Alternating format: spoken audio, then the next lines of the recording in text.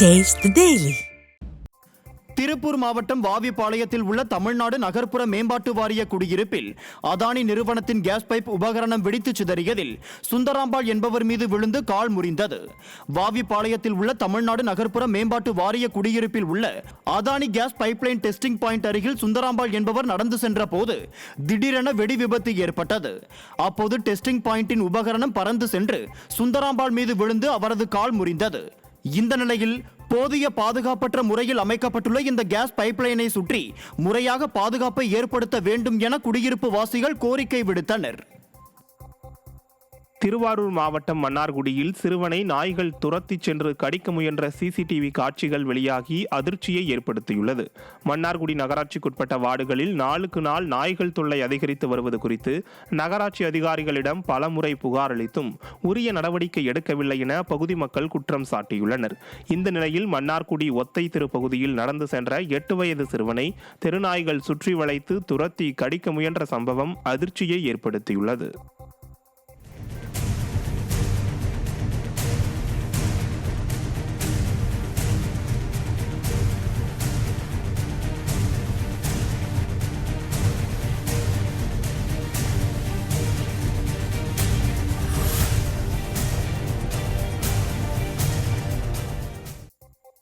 கடலூர் மாவட்டம் கீரப்பாளையத்தில் நடைபெற்ற மக்களுடன் முதல்வர் திட்ட முகாமில் மனுக்கள் கூவி கூவி பதிவு செய்யப்பட்டதும் நரிக்குறவர்கள் தரையில் அமர வைக்கப்பட்டதும் விமர்சனத்தை ஏற்படுத்தியுள்ளது.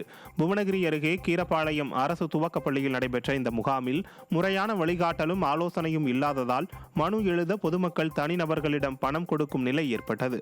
அத்துடன் மனுக்களை பதிவு செய்ய அதிகாரிகள் கூவி கூவி அழைத்தது ஏல பொருட்களை விற்பது போல இருந்தது. மேலும் இருக்கைகள் இல்லாததால் நரிக்குறவர்கள் தரையில் அமரும் நிலையும் ஏற்பட்டது. விடியா திமுக அரசின் சமூக நீதி இதுவா என பலரும் குற்றம் சாட்டியுள்ளனர்.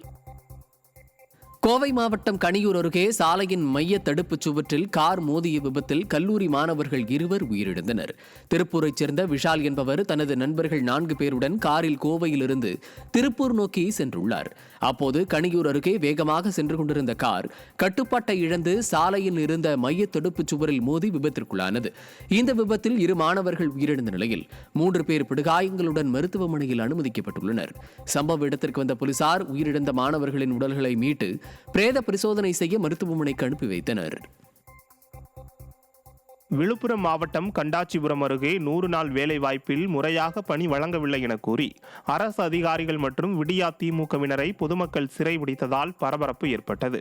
கண்டாச்சிபுரம் அருகே ஒதியத்தூர் கிராம பள்ளியில் காலை உணவு திட்டத்தை துவக்கி வைக்க வந்த அதிகாரிகளையும் திமுக ஒன்றிய செயலாளரையும் பொதுமக்கள் சிறைபிடித்தனர். 100 நாள் வேலை வாய்ப்பில் ஒரு சிலருக்கு மட்டுமே பணிகள் வழங்கப்படுவதாகவும் பலருக்கு வேலை வழங்காமல் 2 ஆண்டுகளாக புறக்கணிப்பதாகவும் கூறி அரசு அதிகாரிகளையும் திமுக ஒன்றிய செயலாளரையும் சிறைபிடித்ததால் பரபரப்பு ஏற்பட்டது.